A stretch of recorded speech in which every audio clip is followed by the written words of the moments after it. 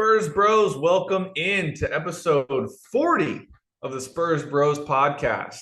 A lot of stuff to cover. The Spurs traded for Kelly Olynyk. We say goodbye to Blake Wesley and Malaki Branham after 3 years in San Antonio. We wish them the best of luck. We're going over a little bit more of Luke Kornet's contract details that ended up being absolutely perfect for the Spurs. Wright did it again. Secondary move. We re-signed Jordan McLaughlin to a backup point guard spot, 1 year, $3 million. And then we got a lot of summer ball to talk about. Spurs went 1-2 in the California Classic.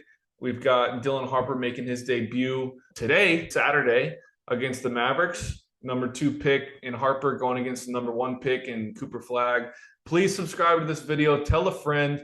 Like, comment down below. What are you seeing in Summer League? And what did we miss? But we really appreciate the support. Please hit that subscribe button. And here is episode 40. Spurs Bros! Welcome to episode number 40 of the Spurs Bros podcast, the Boban Marjanovic episode. Boban!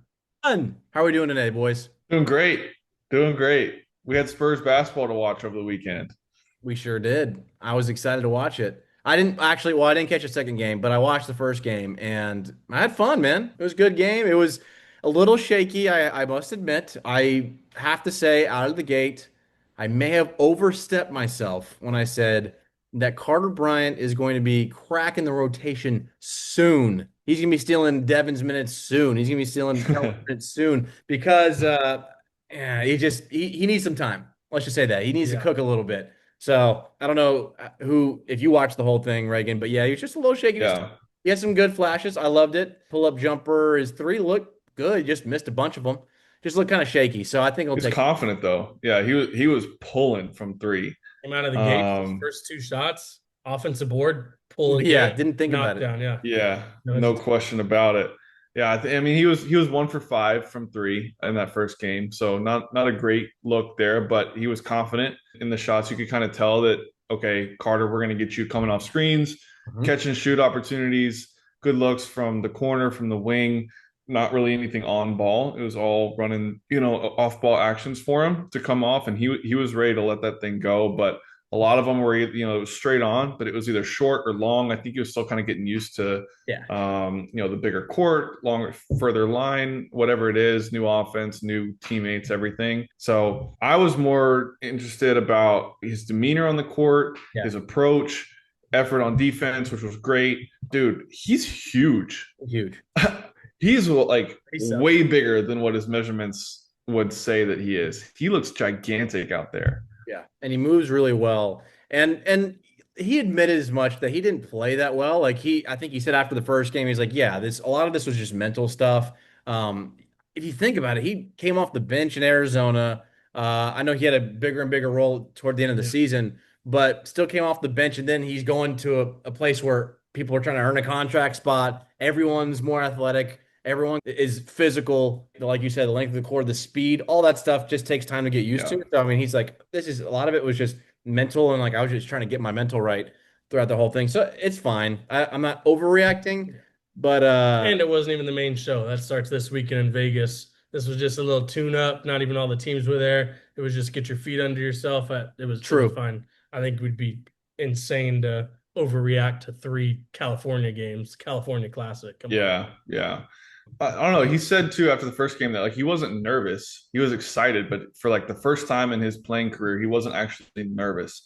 He had just had such a long time off from when they lost to Duke in the tournament to now, and so much had happened that he was just ready for competition, which was a kind of a cool thing to hear him say, that he wasn't actually nervous in that setting. But I will say, to critique him, you said he moves well, and I thought he did a lot, but I think he's going to have to speed up his reaction time on defense, because there was a couple of plays where he just straight got blown by. No dribbles, defender had it, triple threat, and just ripped right, and he opened that door, and he was straight at the rim and was relying on help defense, which was something I was not expecting out of him.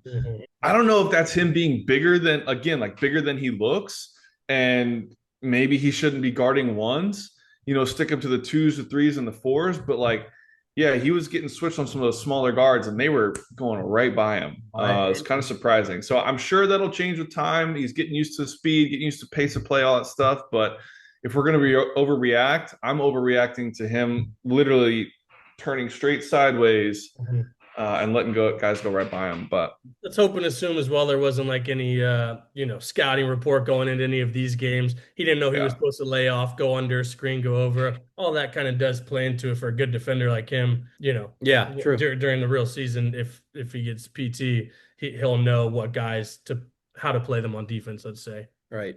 yeah. And the third game when he played again, he took that second night of the back-to-back off, classic Spurs. But he played that third game against the Lakers, I believe it was, and had a fantastic on-ball defensive stop down there in the corner, right in front of the Spurs bench. Moved his feet, couple of slides, didn't go for the first pump fake, got up in the air, blocked the shot clock violation, bench went nuts. So you did get kind of a taste of what he's capable of when he's locked in and kind of understands the assignment a little bit better. For So sure. Yeah, yeah, no, exactly. And I'm glad you mentioned defense. I know your lens is always defense because you're a great defender, especially in college and stuff. I was thinking, what do you think about this? He kind of guards. I don't know if it's just his style, but he kind of guards with like his hands down. You notice? yeah. He like I know he's maybe just trying to work on sliding his feet and stuff, but and then he's got like maybe good reaction time and a long enough reach to where he knows he can still like contest really well and get shots. Yeah, noticed I that. feel like to me, when your arms are down like that, but you're still contesting and blocking shots, you're kind of deceiving the offensive player at what your length can reach. And he's so long that his arms can be down. Like you said, his reaction time, hand speed is that fast that he can still get the hand up and either contest really well or block shots like we've seen. So that's my guess is he's like, I'm just going to keep my hands down, make this guy think that he has all the room in the world to get that shot up. And I'm going to go up and I'm going to block this jump shot. If you look at his defensive highlights from Arizona, he blocked a lot of jump shots. So he's got to have something figured out with like his length and hand speed reaction time with that. That's my guess. Yeah, we'll watch more about it, and there's a little more of the summer league to talk about in a bit. But first, Spurs Bros. In case you missed the news, the Spurs aren't done making moves. Brian Wright, oh my gosh, the man, he chefed it Ryan up is again. always right. Oh, he is always right, isn't he? The San Antonio Spurs made a move. We traded Malaki Branham, Blake Wesley, and a second round pick for the 34-year-old veteran big man, Kelly Olynyk. So Kelly Olynyk is now a San Antonio Spur. He is, I think we saw, or I looked it up, he's 6'11", which I guess, dude, you said you were surprised by that. You thought he Yeah. was, Right when it happened, we were like, is this guy like 6'8" or is he like 7 foot? And we're like, oh, thank God he's 6'11". yeah. Perfect. So Kelly Olynyk, I always really, really liked his game, especially in Boston. I mean, he overperformed there and in Miami, Miami. really. Yeah, he played great in both places. He's definitely a guy that's lit us up before. He's definitely lit us up. He's extremely crafty, spacing. He's a great passer. He does a lot of things really, really well for us. He played a total of, I think it was like 40 something games last year. I think he got traded midway through the year or something. But now, he's on our team now. So point is, what do you make of it? Do you think Reagan, my question, two questions to you is number one, does this move the needle for the Spurs? And then number two, how do you think we should utilize him on the team as a Spur, right? Because we already signed up our backup big, Luke Kornet, which we'll get into a little more in a second. But I mean, how do you think personally we utilize him? So I'll just open it up. Well, I think it does move the needle. It's not moving the needle as much as Cornette or a Fox acquisition, but that's a level and then another level up. But I think it does move the needle here for two reasons. One, it gives us extra front court depth. Nobody's expecting Victor to play 82 games next season. So in the games that he sits, Cornette can start. Olynyk can be the backup five, but he can also spot minutes at the four if Sohan or Barnes or Bryant aren't the guys that don't have the right matchups. He can come in at either front court position and give us good, solid time, be pretty solid offensively. I've got a Pelicans connection who said that he's a connector offensively, super smart, effective skill, called him an impoverished Boris, but he said don't ask him to move those feet. So on ball defense, probably not great, but he can come in and continue to run the offense from the four or the five. So I think it moves the needle in the depth that way and compound that with like we get off Blake and Malaki. Salute to you guys. Like, thanks for doing your jobs. But we kind of open up some of that pile up at the guard position. So I think it does a lot of things, and it moves the needle for the roster in those two ways. Yeah, I'm stuck between. I think he's either coming in as a Matty B, which he has those 3-point percentages, kind of like Matt Bonner had, and he'll be like the 11th, 12th guy on the bench, and we'll see him twice a week, once every other game, and they'll get a lot of DMPs.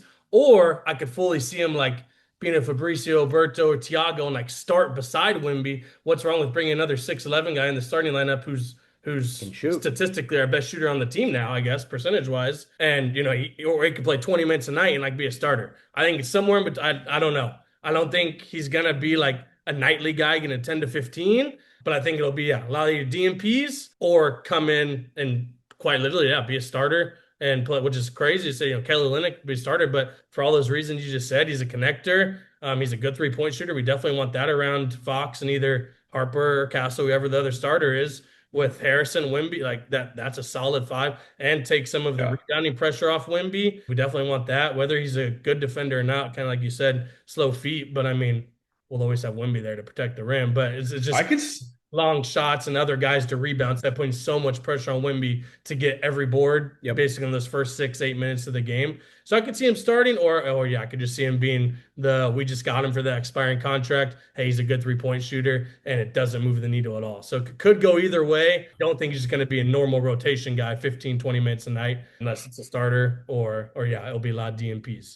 I could see him randomly coming in to start in the games that Wimby is out, and keeping Kornet coming off the bench, and it's just like, hey, Kelly, you're going to start instead. I feel like the Spurs have done funky stuff like that, where we just throw in the third guy in the rotation and keep Kornet in his role, so we're not asking him to do too much, and we can just rely on Kelly. Hey, go play 25 minutes tonight. We'll up Luke's minutes a bit. Something like that could happen too. Yeah, to me, it's just another like old Brian move, like. Manana. A whole nother like expiring contract, might not be on the team next year. Let's wait till next summer. Again, next summer. And that's what we've been talking about the last 5 years. Every summer, it seems like we're gonna have the most cap space. No, next year. Keep doing that. It's like solid little move, sure. Since should we say with Kornet? Or at least I was under the impression, and I still am like.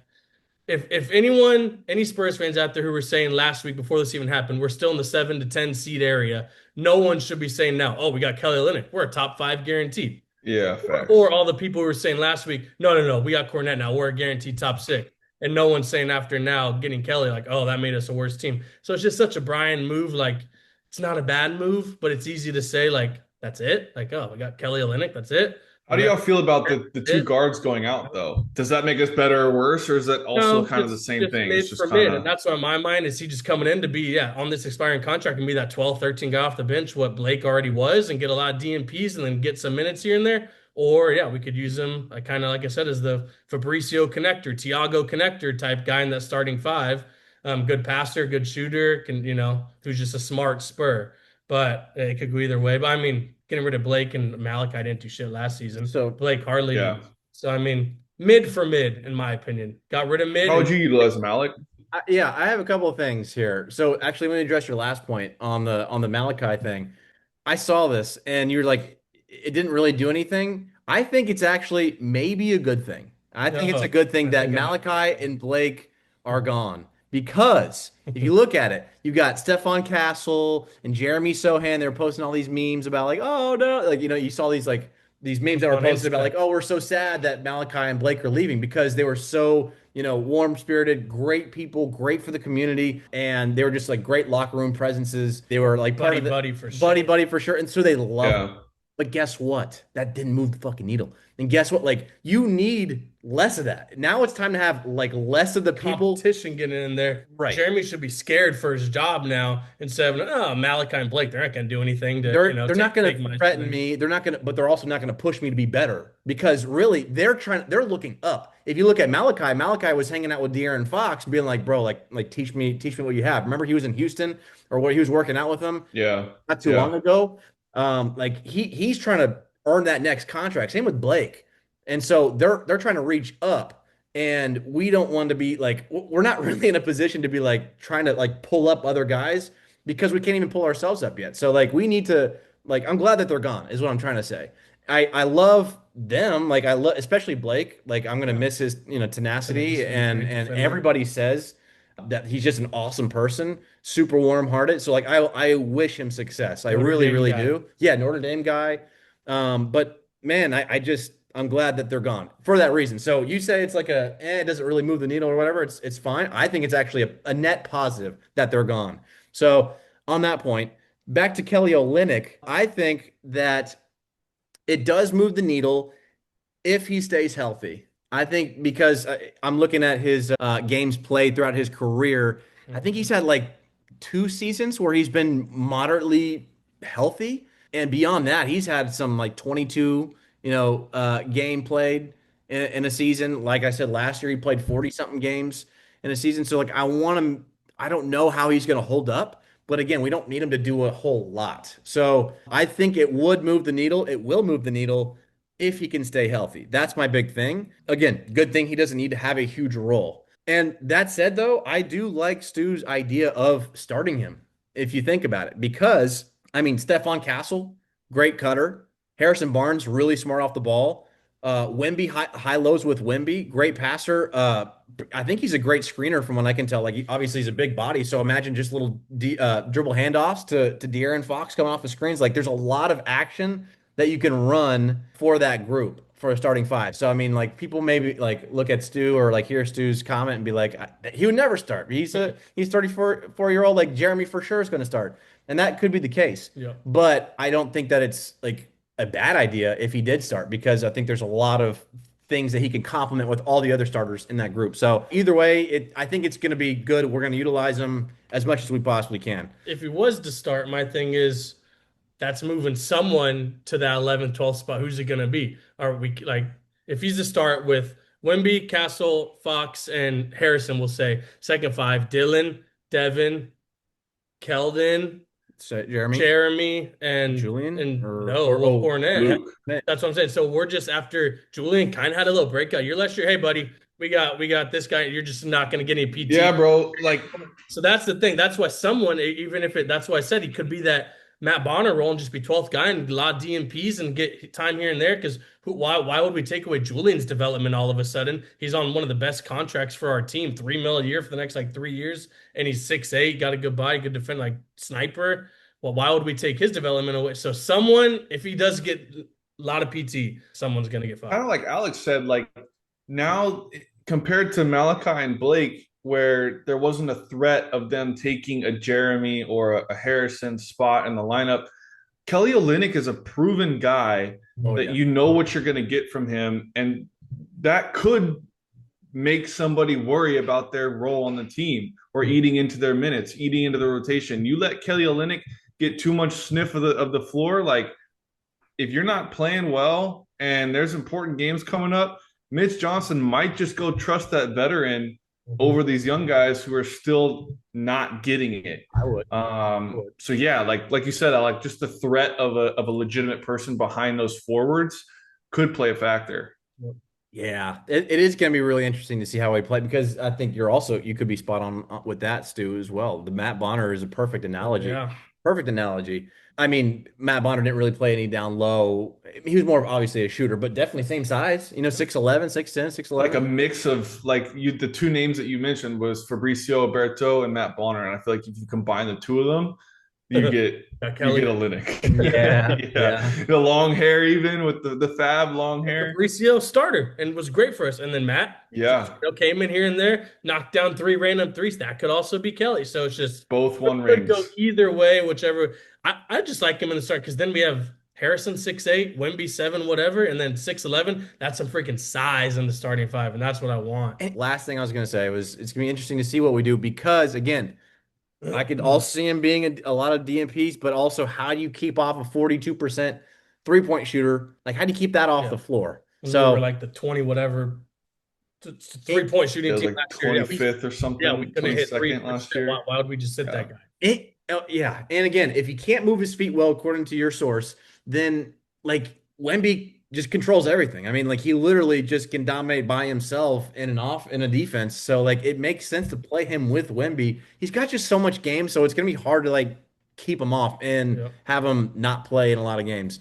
Last quote I had was from Don Harris. He tweeted it out or posted it. Um, On.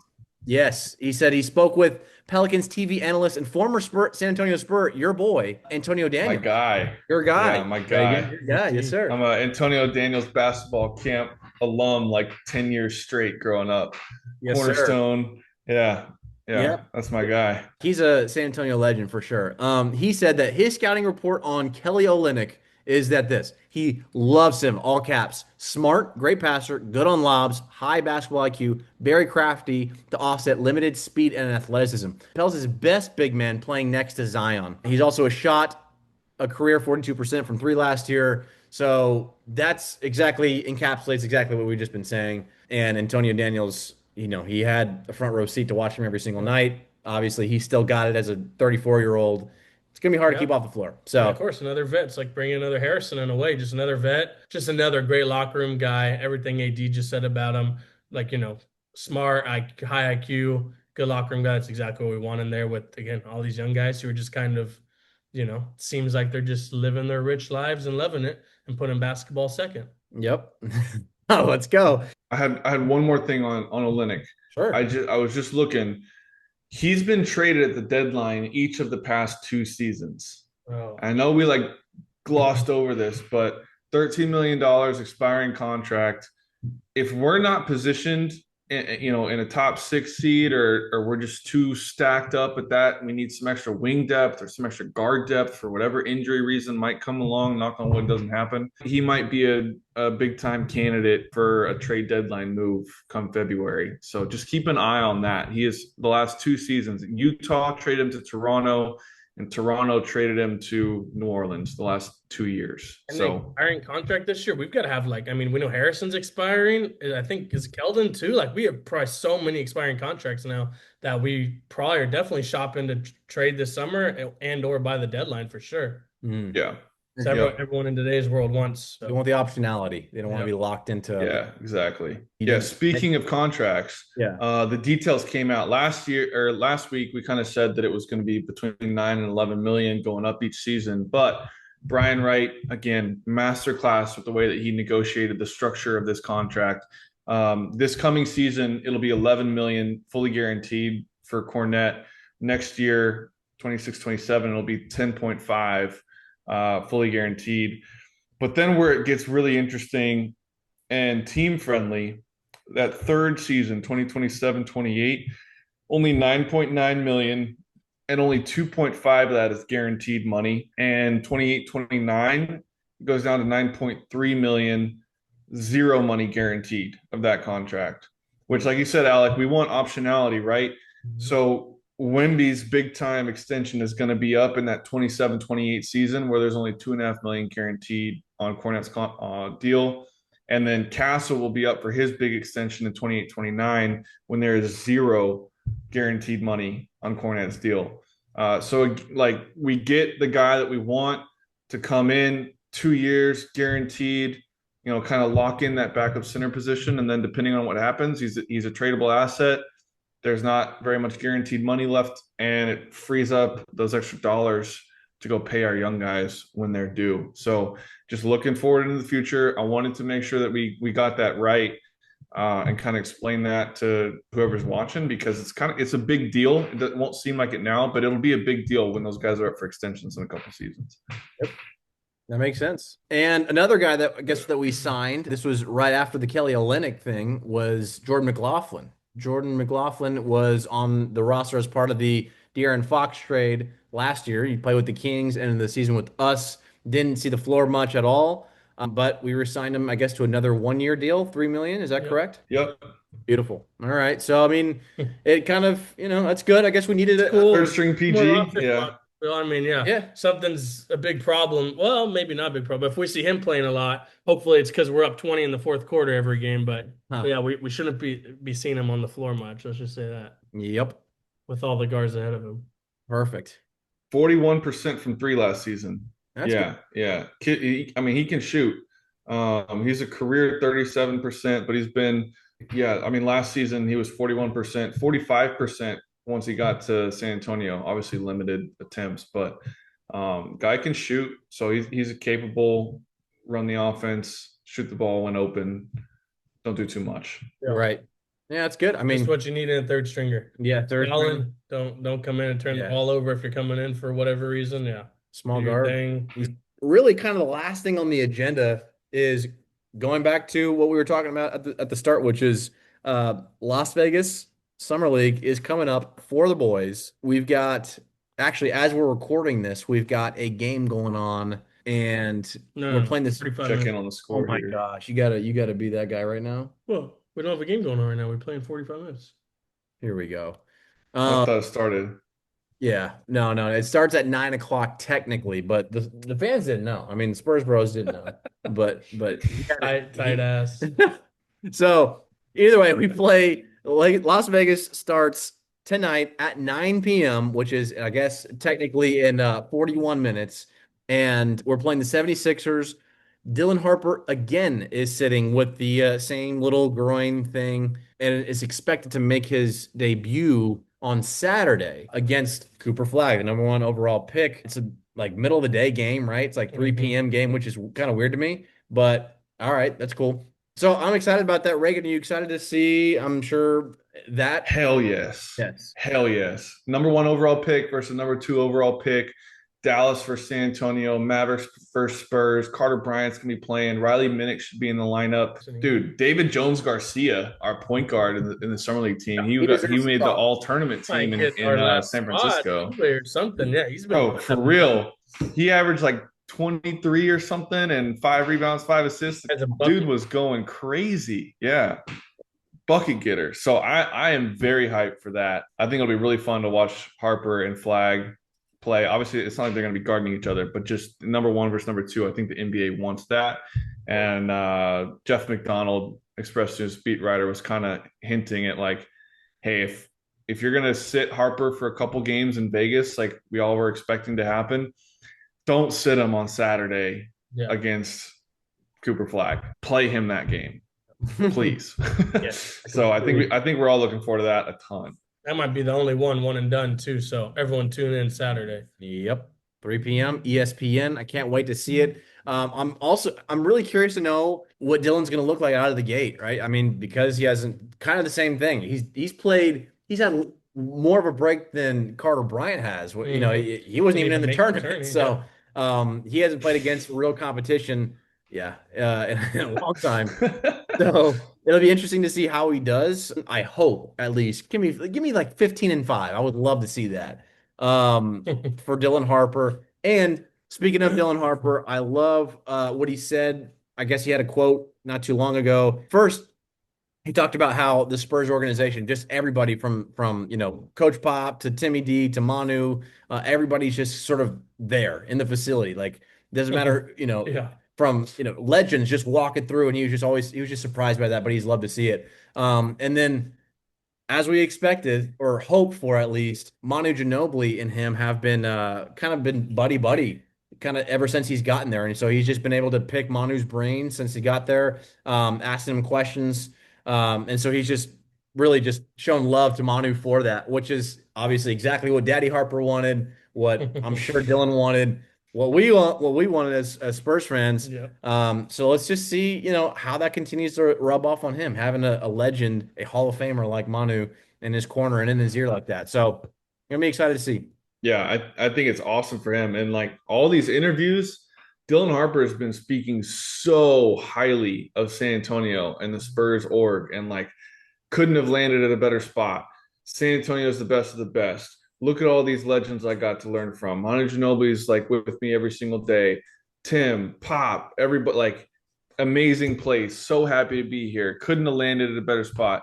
He is like in love so far with where he ended up. I mean, and imagine like obviously he wasn't going to go to Dallas, but imagine the other teams at the top. Like Philly is in shambles, Utah tanking, like Wizards, Hornet. Like no, you don't want to go to those other spots. San Antonio was the gold mine of development and structure and class and elevated everything compared to the other things. So, but to see that he recognizes that and seems really happy where he's at is cool.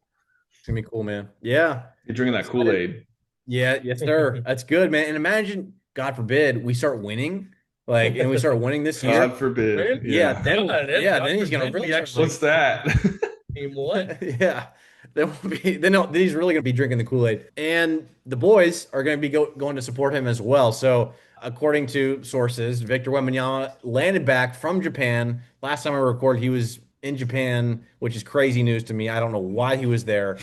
I haven't heard a good answer. Playing soccer. That's all I saw. So either way, he's back in San Antonio, and he's headed out to Vegas to go see the boys play, which is awesome. Cool to see our cornerstone, our franchise player going to support the boys like that. That's fun.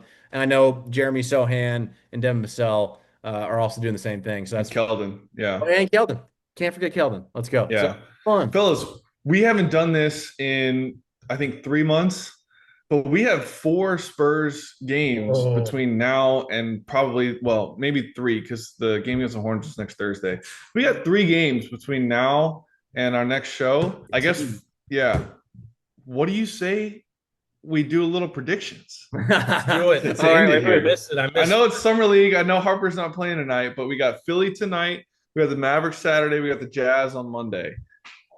Okay, this is going to be interesting. I think we lose to the Jazz. They got Walter Clayton Jr. So got WCJ. We lost. Yeah, we lost there. So there's that. I think. Don't even mention Ace Bailey, but yeah, they got WCJ. Yeah. So. Exactly. I think Mavs will be a dude. I think Mavs will be a tight game, and I think we win that game. I do. I think Dylan Harper comes out on top, and then I think the first game actually tonight in 45 minutes. I think we also win that game. I think Jones-Garcia goes off, and I think Carter Bryant finally, feels loosey-goosey enough and kind of steps into his own for a little bit. So yeah, enough to win. I'll go 2-1 like you. I don't know if it'll be in that exact order, but I'll go 2-1. I think having played in Cali helped us. We have like 3-4 games already underneath our belt compared to some of these new teams coming into Vegas. So I'll go 2-1. It's tough not knowing what other game, if Harper's going to play on Monday or if he's going to play next Thursday or whatever it is. But let's assume he misses the Sixers game and plays the other 3. I think we win tonight. Edgecombe is sitting. I think we smack the Mavericks. Dylan Harper sets the tone for the I-35 rivalry against the Mavericks. He says, Cooper, you're going to learn something today. And we go home with a win on Saturday, and then I think we lose to the Jazz on Monday. Kind of a letdown spot. All right. Maybe he rests until next Thursday, but all of our predictions are 2-1, and that just shows that time heals all. If this was middle of the season, we're making predictions, Stu, you'd be 0-3, 0-3, 0-3.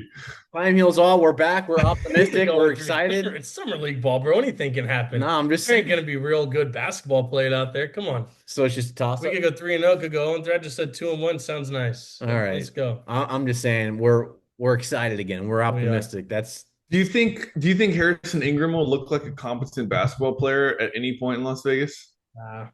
Because he did not in San Francisco. Yeah, as a Tar Heel, he hasn't done much rookie year. Yeah, it's not looking good. It was not looking good. Those last 2 spots on the roster, let's say that. He was, dude. Yeah, Riley didn't do much either. I thought he was gonna play. Yeah, but he was coming off injury. Like that was his first game action in a long time. He didn't play those first 2 games. Okay. But dude, Harrison Ingram was like attacking the rim relentlessly. It didn't work, but he was attacking relentlessly, going for it. Didn't work at all. I don't think he scored a single layup, but he's trying. On paper, our team, like with Dylan Carter, like on paper, our team is one of the best in Vegas for sure. But again, with us sitting, even if we were to make it to that, we go 4-0 or whatever in pool play. Yeah. We know we're not playing Dylan in like a semifinal. Like they don't give a shit about winning that. So yeah, they haven't really gone for it since Becky was the coach. Yeah, and I thought about that, but even then, like, wasn't our rookie like D White that year? He was a late first. Like we didn't have any reason to sit anyone. We owe the past couple, true. That Wemby, Castle, now Harper, because that's a top 4 pick who's gonna get actual PT this year. Back then, we were like, Derek ain't gonna play. 29th. He needs to run. Yeah, that's true. Well, we'll see. I hope we have fun. Hope we compete, and I hope we everyone obviously stay safe. And then I hope we beat the Mavs, bro. I want to beat the Mavs. I want to beat the Mavs. And I just hope we beat the Mavs, man. All right, that's good with me. Anything else from you, Reagan or Stu? I got nothing else. Thank you guys for the support as always. Love to see it. subscribe, and from the Spurs Bros, go Spurs, go.